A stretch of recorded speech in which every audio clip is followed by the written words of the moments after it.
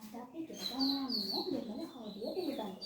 දෙමළ හෝඩියට දෙමළෙන් කියනවා තනි අරුච්චු වඩි කියලා. දෙමළ හෝඩිය මුළු අක්ෂර 247කින් සමන්විත වෙනවා. ඒ වගේම දෙමළ හෝඩිය ප්‍රධාන අක්ෂර කාණ්ඩ 4කට බෙදාගෙන කරන්න පුළුවන්. ඒ තමයි පළවෙනි කාණ්ඩය ගත්තොත් ස්වරාක්ෂර, දෙවෙනි කාණ්ඩය ගත්තොත් ව්‍යංජන අක්ෂර, තුන්වෙනි කාණ්ඩය ගත්තොත් මිශ්‍ර අක්ෂර, හතරවෙනි කාණ්ඩය ගත්තොත් ආයුධ අක්ෂර. අපි පළවෙනි කාණ්ඩය ගැන පළවෙනිවට සාකච්ඡා කරමු. පළවෙනි කාණ්ඩය ස්වරාක්ෂරනේ. එතකොට ස්වරාක්ෂරවලට අපි කියන දෙමළෙන් උයිර් එලුප් තුක්කල් කියලා. උයිර් කියන්නේ ප්‍රාණයට. එතකොට සිංහලෙන් අණකුරු කියලා හඳුන්වනවා. එතකොට ස්වරාක්ෂර 12ක් අඩංගු වෙනවා. ඒවා ගත්තොත් ආ ඊ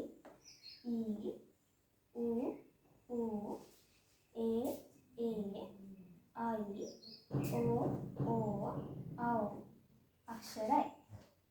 මෙම ස්වරාක්ෂර 12 අපිට තවත් කාණ්ඩ දෙකකට වෙන් කරන්න පුළුවන්. ඒ තමයි දීර්ඝ ශබ්දයක් ඇති අක්ෂර සහ කෙටි ශබ්දයක් ඇති අක්ෂර.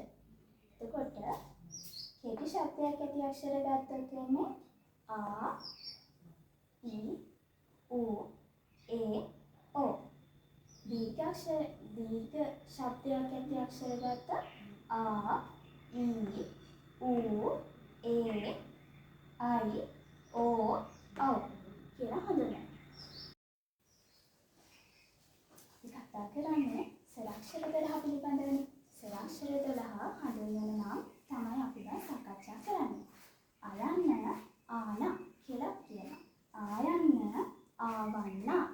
යන්න ඊන. ඊයන්න ඊයන්න. උයන්න ඕන. ඌයන්න ඌයන්න. එයන්න ඒන. එයන්න ඒයන්න. අයන්න ඕන ඕවන්න අවවන්න ලෙස හඳුන්වන්න පුළුවන්. තව සැරයක් ගත්තොත් ආන ආවන්න